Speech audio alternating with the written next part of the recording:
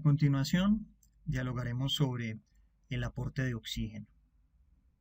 Cuando nosotros hacemos referencia al concepto de transporte de oxígeno, estamos englobando todos los procesos fisiológicos que van desde la inspiración hasta la entrega de oxígeno a nivel de la mitocondria, para la producción de 32 a 36 moléculas de ATP, dependiendo del texto.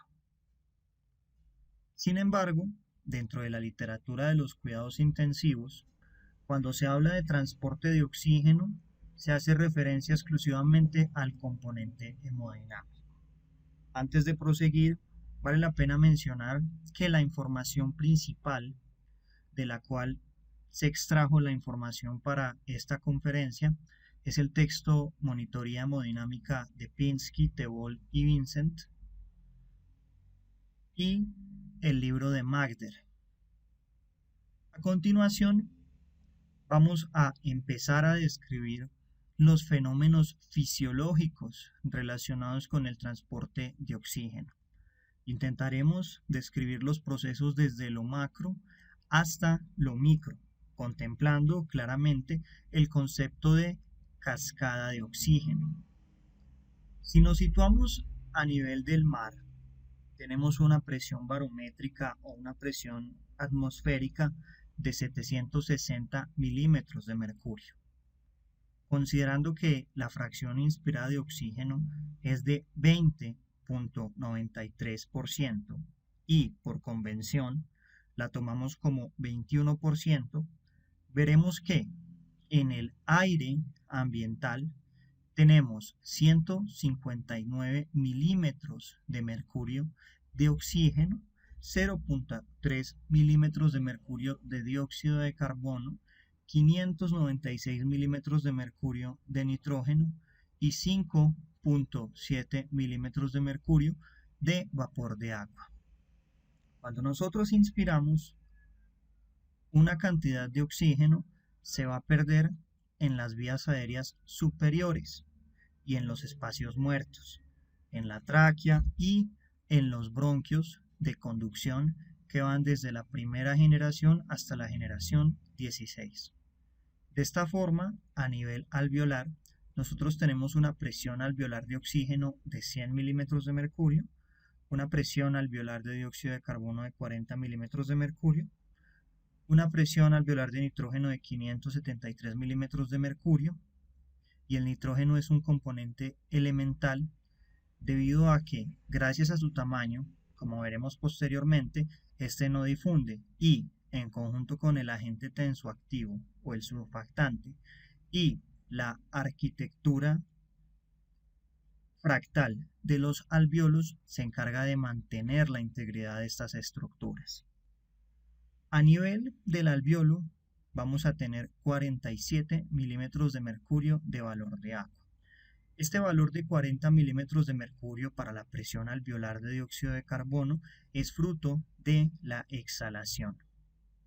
Posteriormente, la sangre pasará hacia la circulación arterial y, finalmente, llegará a los tejidos. A nivel de las arterias tenemos aproximadamente 95 milímetros de mercurio de oxígeno y 40 milímetros de mercurio de dióxido de carbono. A nivel del tejido tenemos 20 milímetros de mercurio de presión de oxígeno y 46 milímetros de mercurio de dióxido de carbono. Percátense que el valor de la presión de dióxido de carbono a nivel tisular y el valor de la presión de dióxido de carbono a nivel de la sangre venosa es igual. Lo fisiológico es que no exista un delta significativo entre la presión de dióxido de carbono de la sangre venosa, la presión de dióxido de carbono presente a nivel tisular y la presión de dióxido de carbono a nivel arterial. Precisamente, basado en esto, es que aparece el concepto del delta de CO2, un delta entre el dióxido de carbono presente en el componente venoso y el dióxido de carbono presente en el componente arterial. Lo ideal es que ese delta de dióxido de carbono sea inferior a 5. Se considera que valores superiores en un paciente clínicamente inestable indican un estado de hipoperfusión. Por otro lado, en el contenido venoso vamos a encontrar una presión de oxígeno de 40 milímetros de mercurio.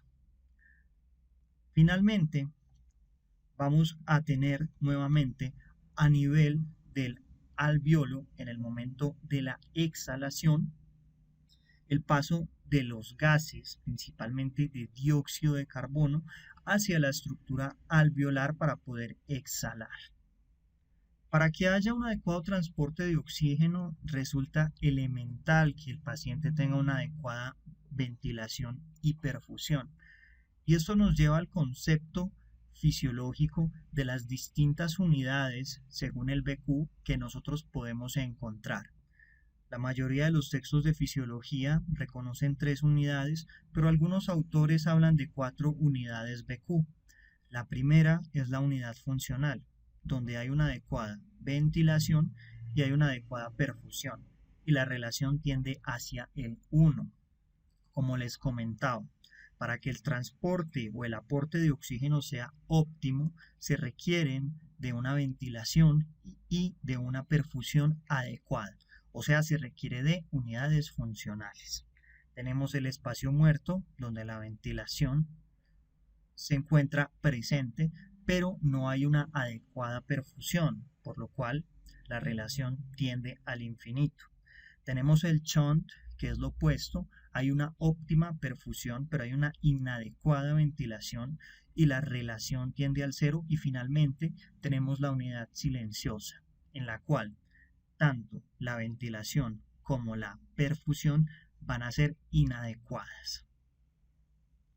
A continuación mencionaremos la cascada de oxígeno, y esto es algo que resulta elemental. En esta gráfica podemos ver 2 escenarios hipotéticos. Un paciente normal con una adecuada ventilación y un paciente que se encuentra en un estado de hipoventilación, sin importar la causa. En el primer paciente vemos que a nivel ambiental la presión de oxígeno, como habíamos mencionado en un inicio de la conferencia, va a ser de 159. Por cuestiones didácticas lo vamos a asemejar a 150. Este aire, que se compone por la mezcla de todos los gases individuales, entre ellos el oxígeno, luego de que el paciente inhala, va a llegar hasta la estructura alveolar.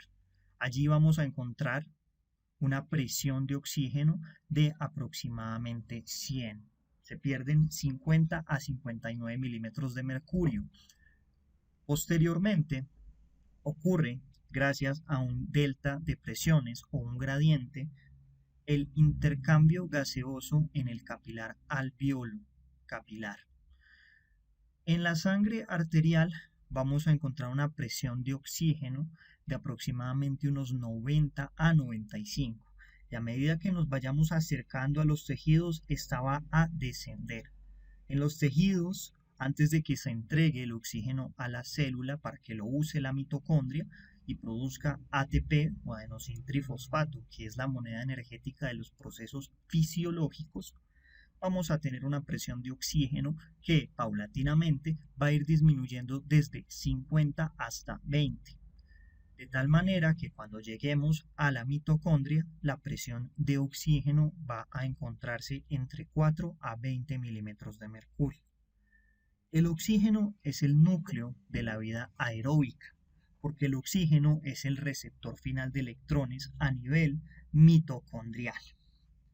Recuerden muy bien el concepto que habíamos mencionado de que en un paciente normal la presión de oxígeno a nivel de las mitocondrias ronda los 4 a 25 milímetros de mercurio. Pero ¿qué pasa en el paciente enfermo, en el paciente hipoventilado? Percátense que en este caso hipotético, al alveolo llega simplemente una presión de oxígeno de 50 milímetros de mercurio. Y a nivel de la mitocondria vamos a tener una presión de oxígeno de casi 0. extremadamente baja. Acá podemos apreciar la fase final de el ciclo o del transporte del oxígeno que va a hacer la exhalación, donde el dióxido de carbono pasará hacia el alveolo y eso nos explica por qué la presión de dióxido de carbono a nivel de los alveolos es de 40 milímetros de mercurio. Posteriormente, en la exhalación, se eliminará ese dióxido de carbono para iniciar nuevamente un ciclo. Y si nosotros pretendemos hablar del transporte o del aporte de oxígeno, es elemental que hablemos de la hemoglobina. La hemoglobina es una proteína que se compone por dos grupos. Un grupo hemo, que se divide en 4 cadenas, 2 cadenas alfa y 2 cadenas beta, y cada una de estas cadenas va a tener sitios de anclaje para el hierro. Y el hierro, en esencia, va a ser el transportador de oxígeno, de tal forma que si tenemos 4 cadenas, una molécula de hemoglobina puede transportar 4 de oxígeno. Por otro lado, tenemos la otra parte de la hemoglobina que es la globina. El oxígeno en general se une en un 98.5% a la hemoglobina y el otro 1.5% va libre. Y esto más adelante lo podemos ver expresado mediante la fórmula del contenido arterial de oxígeno, del contenido venoso de oxígeno y del contenido capilar de oxígeno. Pero antes de abordarla, vamos a desglosar bien la parte fisiológica de este tema para poder entenderlo a profundidad. Clínicamente, el componente que se encuentra disuelto en la sangre lo podemos medir mediante la presión de oxígeno. Y el componente que se encuentra unido a la hemoglobina, que es el principal, lo podemos medir mediante la saturación de oxígeno. Entonces, esto nos lleva a profundizar la siguiente cuestión. ¿Cuál es la capacidad máxima de la hemoglobina para llevar oxígeno? Un mol de hemoglobina, si se encuentra saturado en un 100%, es capaz de llevar 4 moles de oxígeno. Debemos recordar también que la hemoglobina tiene un peso de 64.500 daltons, lo cual equivale a un peso molar de 64.500 gramos. El oxígeno, por cada mol de hemoglobina, puede ser transportado en 22.4 litros. Si nosotros consideramos la imagen previa, donde mencionábamos que existen 4 cadenas donde hay un anclaje de hierro y en las cuales se puede transportar oxígeno, vamos a ver que en total una molécula de hemoglobina puede transportar hasta 89.6 litros de oxígeno. Entonces, ahora debemos hablar del volumen de oxígeno transportado por un único gramo de hemoglobina que se encuentra completamente saturado. Y para poder entender esto y hallar este valor, debemos contemplar lo que habíamos mencionado a priori. Y de aquí va a aparecer una cifra que más adelante vamos a mencionar nuevamente cuando hablemos de la fórmula del contenido arterial, contenido venoso o contenido capilar de oxígeno. Recuerden entonces que en total, contando las 4 cadenas, se pueden transportar 89.6 litros, lo cual equivale a 89.600 mililitros. Bien, entonces, si nosotros recordamos que el peso de la hemoglobina es de 64.500 daltons, que es igual a 64.000 gramos, vamos a ver que el volumen de oxígeno transportado por un único gramo de hemoglobina completamente saturado va a ser de 1.389 mililitros. Y tras convertirlo, vamos a ver que es de 1.39. Algunos autores hablan de 1.32, otros de 1.36 y otros de 1.39. Pinsky puntualmente habla de 1.39, pero esto va a depender del laboratorio de fisiología y va a depender también del autor. Por convención, vamos a adoptar un término medio que es el de 1.36. Y para poder hallar el componente que se encuentra unido a la hemoglobina en cuanto al oxígeno, vamos a multiplicar ese 1.36 por el valor de la hemoglobina por la saturación arterial de oxígeno, recordando que la saturación arterial de oxígeno o la saturación de oxígeno nos representa el componente que se encuentra unido a la hemoglobina. En cuanto al componente libre, para hablar del componente libre debemos hablar del contenido disuelto. Y el contenido disuelto se calcula a partir de la constante fija que representa la solubilidad de cada gas, que en el caso del oxígeno es de 0.0031. Otros autores hablan de otra cifra que es la de 0.0033, pero nosotros vamos a adoptar la cifra de 0.0031. Y esta constante fija de solubilidad del oxígeno se multiplica por la presión arterial de oxígeno, que la presión arterial de oxígeno, ¿qué representa? La presión arterial de oxígeno representa el contenido disuelto de oxígeno. Bien, en condiciones de normalidad, el contenido arterial de oxígeno es de aproximadamente 20. También tenemos otras fórmulas subrogadas a partir de los principios anteriores, como el contenido venoso de oxígeno, que será 1.36 por la hemoglobina, pero en vez de ser la saturación arterial de oxígeno, será la saturación venosa de oxígeno, y se le sumará el resultado de la multiplicación de 0.0031 por la presión venosa de oxígeno. Y finalmente tenemos el contenido capilar, el cual se calculará multiplicando 1.36 por hemoglobina por 1. ¿Por qué por 1? Porque teóricamente en el capilar la saturación ha de ser de 100%. Por eso 1. Y se le sumará 0.0031 multiplicado por la presión alveolar de oxígeno.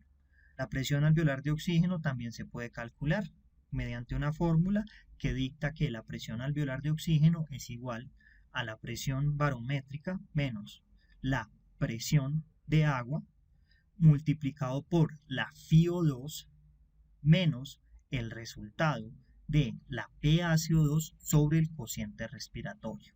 La presión de vapor de agua es de 47 y el cociente respiratorio es de 0.8, por lo cual la fórmula final en una situación hipotética de un paciente que se encuentre a nivel del mar, tenga un valor de PaCO2 normal y esté inspirando de manera autónoma en el ambiente y reciba una FiO2 de 21%, sería presión barométrica que va a ser igual a 760 menos 47. Eso lo dejaríamos en un paréntesis y lo multiplicaríamos por la FiO2, que es 21% o 0.21.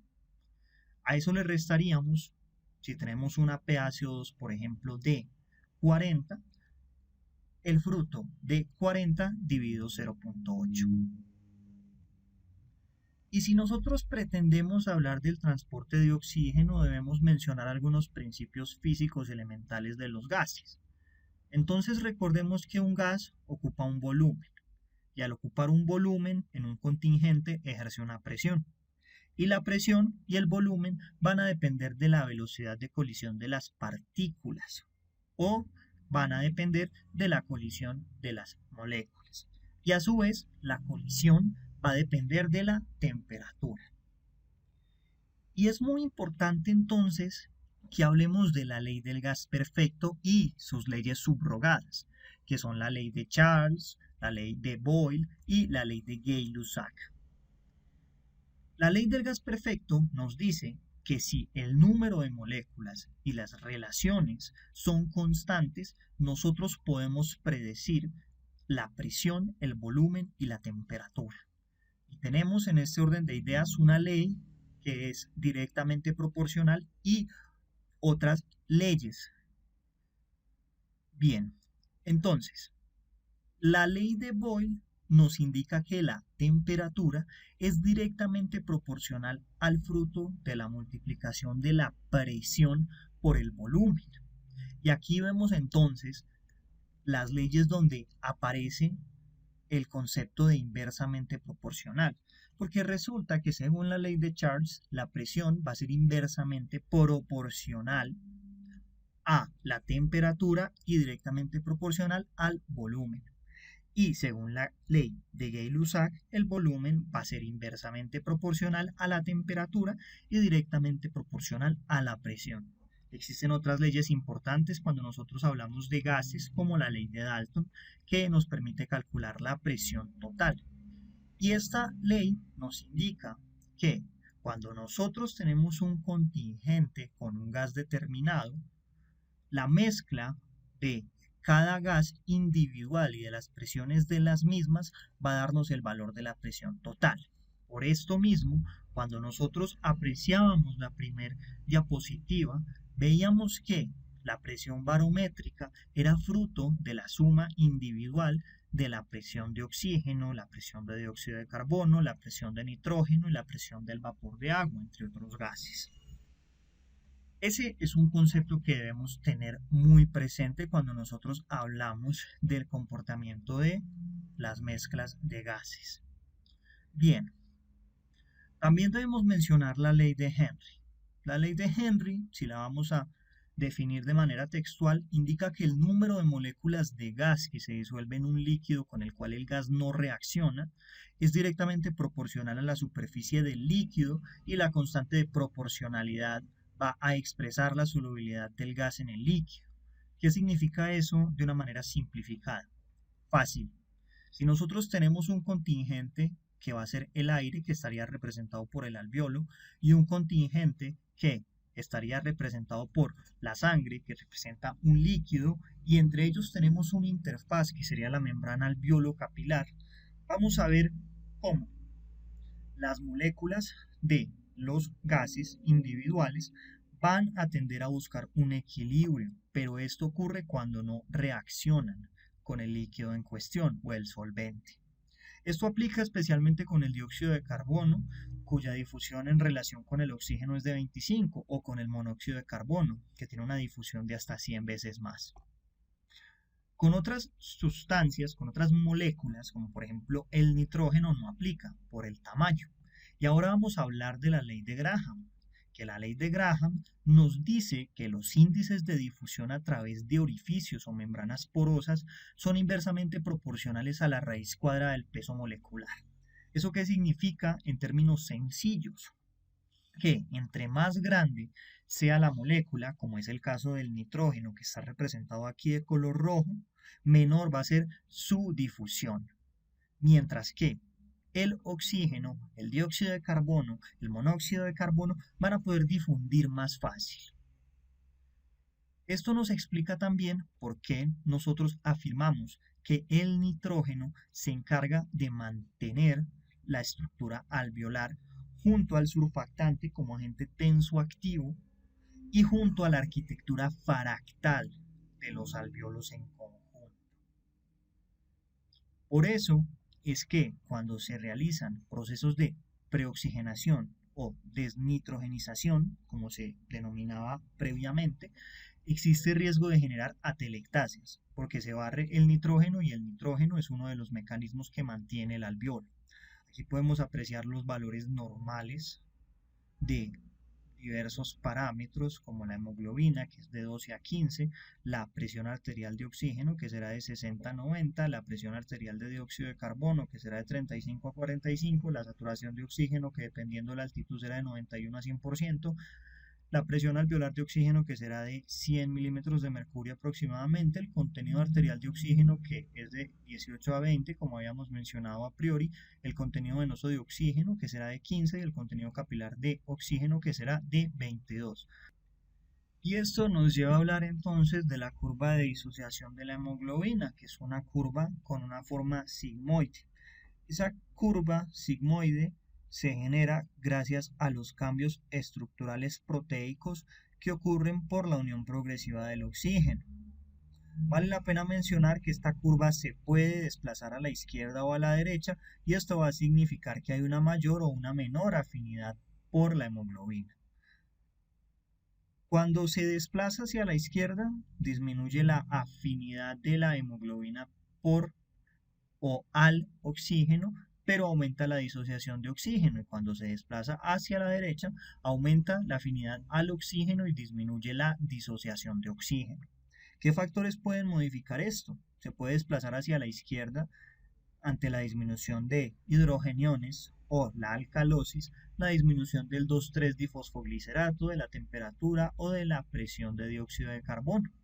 Mientras que factores como la acidosis, el aumento de los hidrogeniones, el aumento de la 2,3-difosfoglicerato, el aumento de la temperatura y el aumento de la presión de dióxido de carbono van a desplazar la curva hacia la derecha.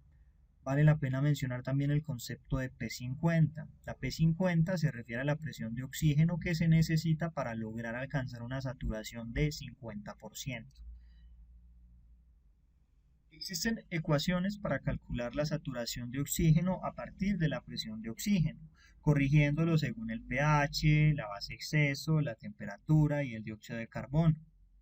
La mejor conocida y la más estudiada surge en el año 1966 gracias al Dr. Kellman. Sin embargo, todas estas fórmulas tienen sesgos como que cada compartimiento corporal tiene una curva de disociación de la hemoglobina en específico.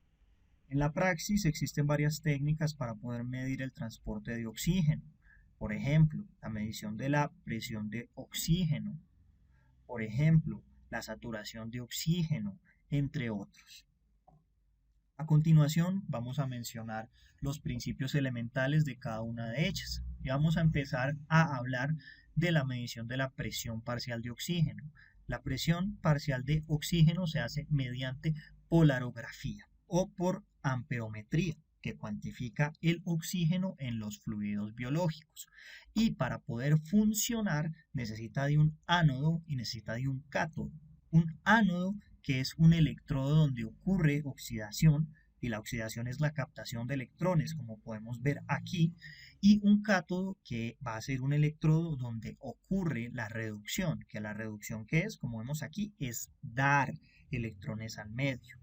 Existe una membrana permeable como la que estamos viendo aquí y esa membrana permeable permite que la concentración de oxígeno se equilibre rápidamente entre los electrolitos y la muestra.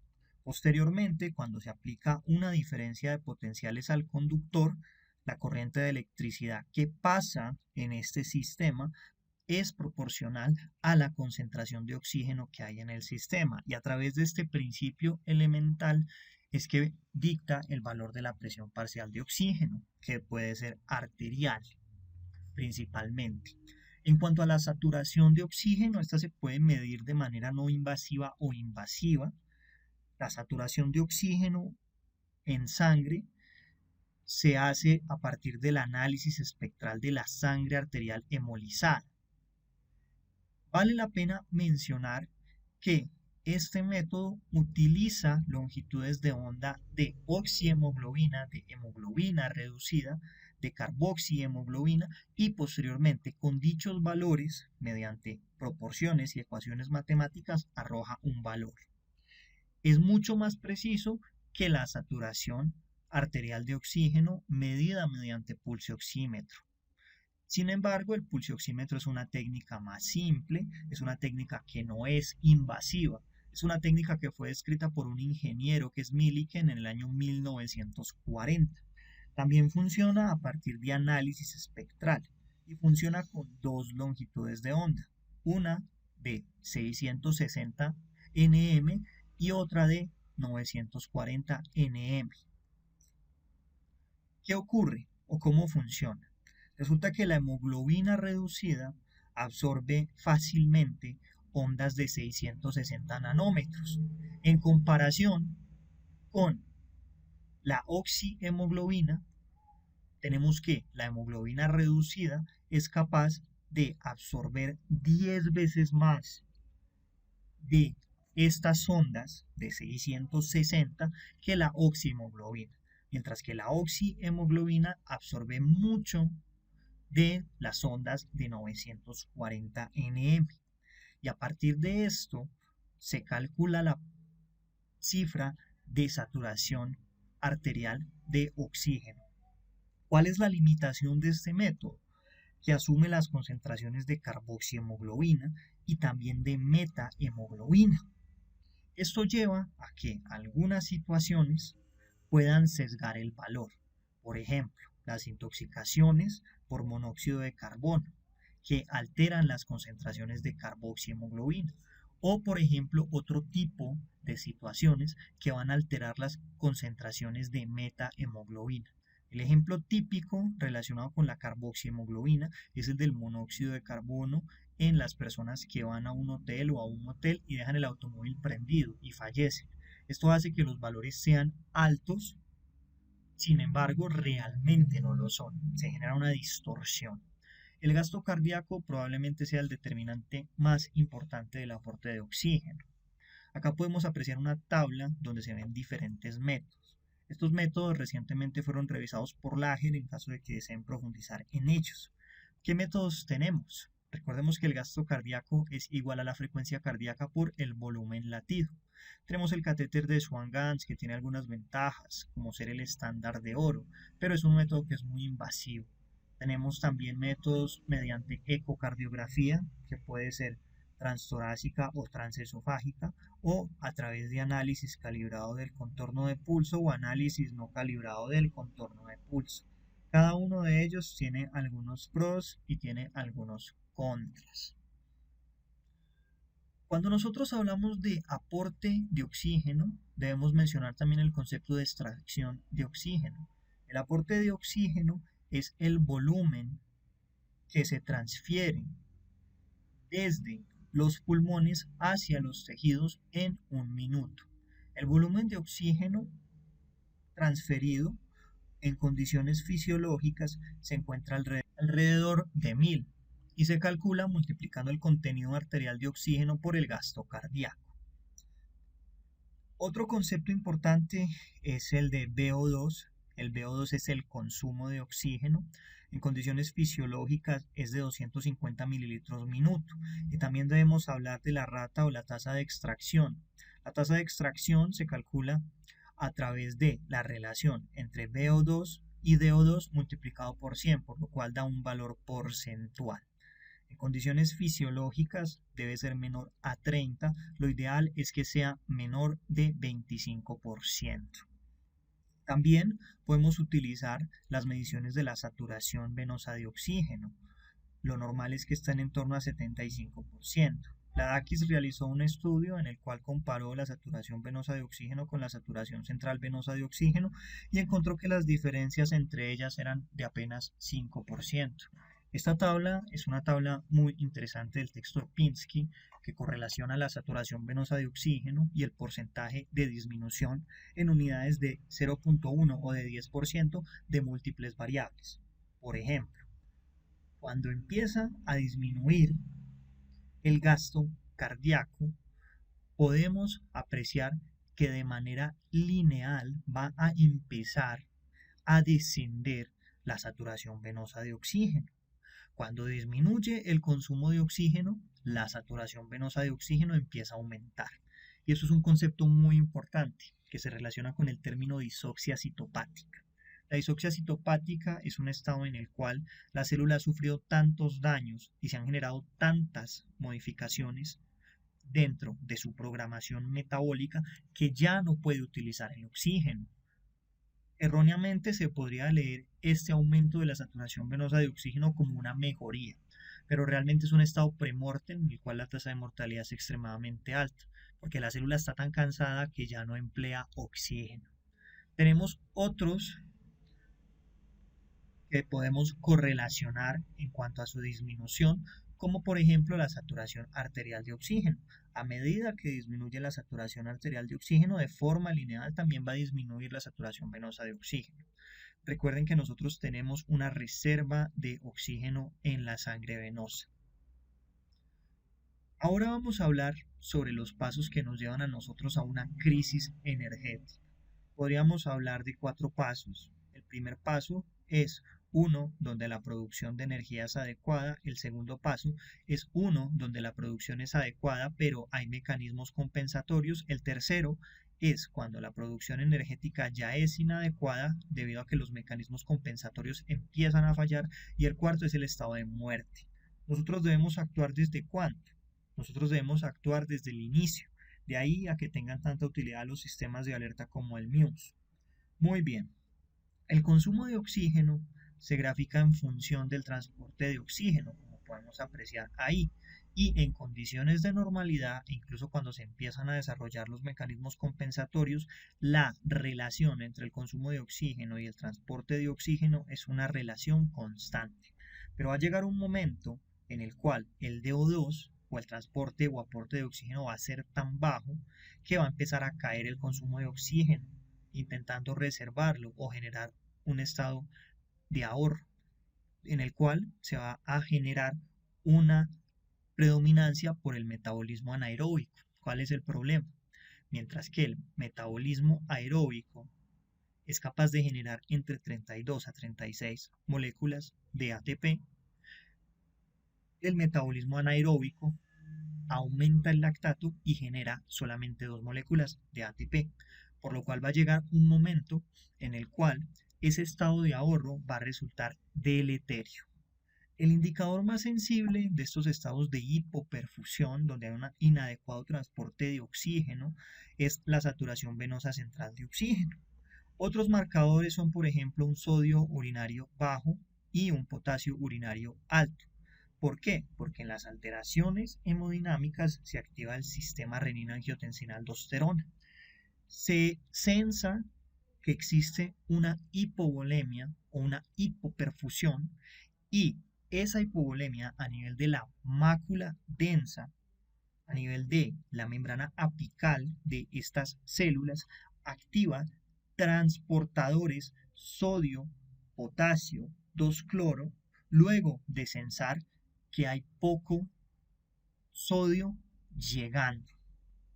Eso hace que aumente la liberación de renina por parte de las células de petipeterdio, las células granulosas, y se convierte el angiotensinógeno producido en el hígado en angiotensina 1, que posteriormente, mediante la enzima convertidora de angiotensina a nivel de los pulmones, convierte la angiotensina 1 en angiotensina 2, la cual puede actuar en receptores AT1 y AT2.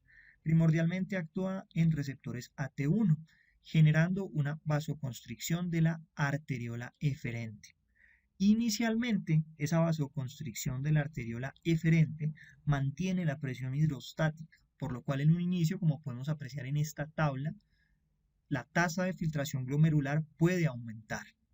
Sin embargo, cuando la vasoconstricción es muy grande, y esto se conoce como efecto Donan, empieza a disminuir la tasa de filtración glomerular.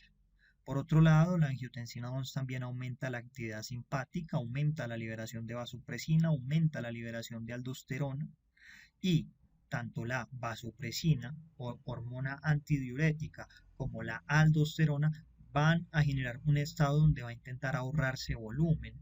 La aldosterona va a aumentar la reabsorción de sodio, eso es lo que nos explica por qué el sodio urinario es bajo, y la vasopresina nos va a aumentar la reabsorción de agua.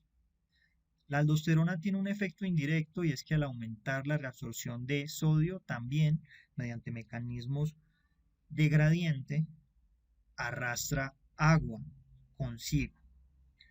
También vale la pena mencionar que todos estos estados se van a asociar, dado el metabolismo anaeróbico que empieza a predominar, con el aumento en los niveles de lactato, por lo cual nosotros hablamos de un punto de corte de 10% para saber si la reanimación de un paciente es óptima o no. Vale la pena que nosotros hablemos de la hipótesis de llenado arterial bajo. Cuando empiezan a ocurrir todos estos procesos, pueden establecerse dos mecanismos. Un mecanismo donde va a encontrarse un volumen bajo a nivel intravascular y otro donde hay un volumen alto. En el volumen bajo vamos a encontrar una hipovolemia y bajo flujo. Y en el volumen alto una vasodilatación de alto flujo. Independientemente de cuál de estas ramas se siga dentro de la fisiopatología, se va a generar una disminución en la saturación venosa de oxígeno por lado de la teoría del volumen bajo o la hipovolemia y bajo flujo, y se va a generar una activación del eje renina-angiotensina-aldosterona. Y esta activación en el eje renina-angiotensina-aldosterona es lo que comparten ambas ramas dentro de este proceso fisiopatológico. Mientras que en el otro extremo, en la vasodilatación de alto flujo y el estado de volumen alto, vamos a tener una saturación venosa de oxígeno alta. Ya vamos a hablar sobre esto. Como habíamos explicado, también los estados de disoxia citopática nos pueden generar niveles de saturación venosa de oxígeno alta. ¿Por qué? Porque el consumo de oxígeno disminuye porque la célula está muy fatigada. Recuerden que la glucólisis anaeróbica solo da entre 5 a 6% de la producción que puede hacer el ciclo de Krebs, o sea, que produce lactato más 2 moléculas de ATP, versus los 36 de ATP o 32 de ATP, dependiendo del autor, que se producen mediante el ciclo de Krebs. Esta condición ahorradora de emergencia dura pocas horas, y a medida que el tiempo va pasando, el consumo de oxígeno va disminuyendo y empieza a aparecer la disoxia citopática, por lo cual ya vamos a encontrar una saturación venosa de oxígeno alta.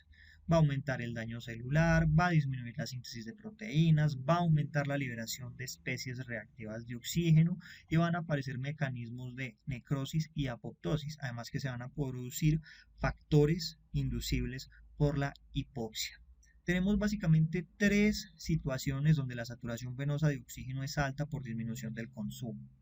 La disminución del transporte por alteraciones hemodinámicas, anemia o hipoxemia, las alteraciones de la cadena respiratoria con la consecuente disminución de la producción de ATP y los agentes de desacoplamiento que disocian el consumo de oxígeno y la producción de energía.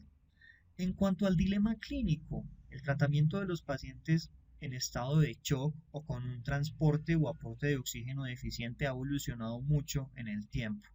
Hemos pasado desde las perspectivas de Shoemaker, que planteaba metas suprafisiológicas, pero la población con la cual él hizo sus estudios eran pacientes de alto riesgo quirúrgico, y las recomendaciones de Shoemaker surgen a través de la praxis como método preventivo para evitar el choque en esta población. Shoemaker, básicamente, siendo uno de los gigantes del cuidado intensivo, promovía índices cardíacos superiores a 4.5 litros minuto por metro cuadrado, aportes de oxígeno superiores a 600 y consumos de oxígeno superiores a 170.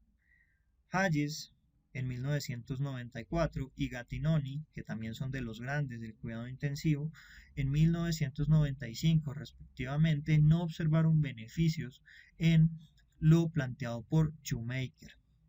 En el año 2001, Emanuel Rivers realiza un estudio que genera el protocolo de Rivers, y esto ha sido uno de los hitos dentro de la emergencia y dentro de los cuidados críticos. Básicamente lo que hizo Manuel Rivers es que cogió pacientes en emergencias que se encontraban con un marcado estado crítico y impulsó un tratamiento guiado con metas. Las metas del tratamiento planteado por Rivers eran una presión arterial media superior a 65, una saturación venosa de oxígeno superior a 70% y una PVC superior a 8 milímetros de mercurio. El impacto del estudio de Rivers en cuanto a disminución de la mortalidad fue tan grande que modificó todas las guías de práctica clínica de los pacientes con choque séptico, por ejemplo. 10 años después aparece el ARISE en Australia, el PROMISE en Inglaterra y el PROCESS en USA. Y estos se analizan en un metaanálisis que fue el PRISM y no se muestran beneficios. Sin embargo, esto puede estar sesgado. ¿Por qué? Porque a pesar de que estos estudios no demostraron diferencias entre el tratamiento guiado por metas versus el tratamiento estándar, el estudio del protocolo de Rivers tuvo un efecto tan grande que modificó las recomendaciones dentro de las guías de práctica clínica para manejo, y el manejo empezó a fundamentarse en los principios que contemplaba Rivers en su protocolo. optimizar la precarga, la poscarga, entre otros. Por lo cual, nosotros podríamos pensar que los resultados del ARISE, el PROMISE, el PROCESS y el PRISM podrían estar sesgados. En conclusión, la monitorización del paciente crítico debe ser temprana. Lo ideal es que los pacientes sean monitorizados antes de que desarrollen una crisis energética. Debemos conocer las formas de medir el transporte de oxígeno y debemos contemplar algunos parámetros que nos indican alerta, como una saturación venosa de oxígeno menor de 65%, un gasto urinario bajo, un sodio urinario bajo, un potasio urinario alto y un lactato en ascenso. Muchas gracias.